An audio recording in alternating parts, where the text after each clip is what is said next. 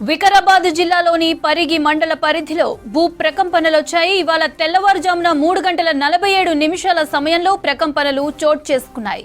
బసిరెడ్డిపల్లి, రంగాపూర్, న్యామత్ నగర్ లో 3 సెకండ్ల పాటు భూమి కంపించింది. దీంతో స్థానికులు భయాందోళనకు గురయ్యారు.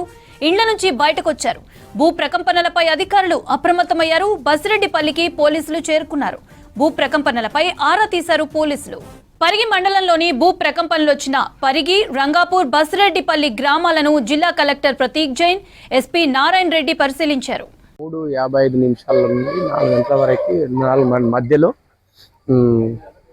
మన భూమి కంపించడం జరిగింది. Bomb type, nuclear bomb type దన్ను మనిషి శబ్దం రావడం వల్ల మేము ఇండ్ల మీద ఏమన్నా రాళ్ళు ఇవ్వడా అనుకొని బయటికి వెళ్ళి భయభ్రాంతులం అయిపోయి బయటికి వెళ్ళి చూస్తే ఏం కనపడలేదు.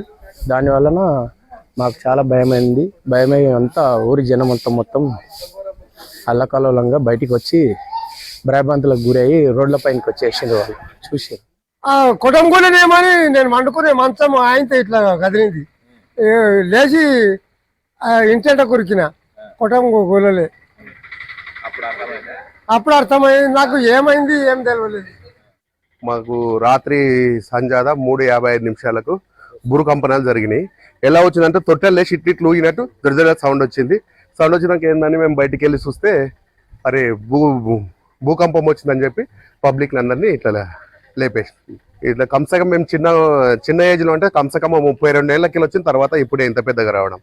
ఓ 3-4 సెకండ్లు ఇట్లా షేక్ చేసింది భూమిని. అసలు అంటే చాలా ఘోరంగా వచ్చింది. చాలా భయపడినాం. భయభ్రాంతులకు గురై బయటికి వెళ్ళేసి ఇట్లా డబ్బు మన సపోర్ట్ వచ్చింది.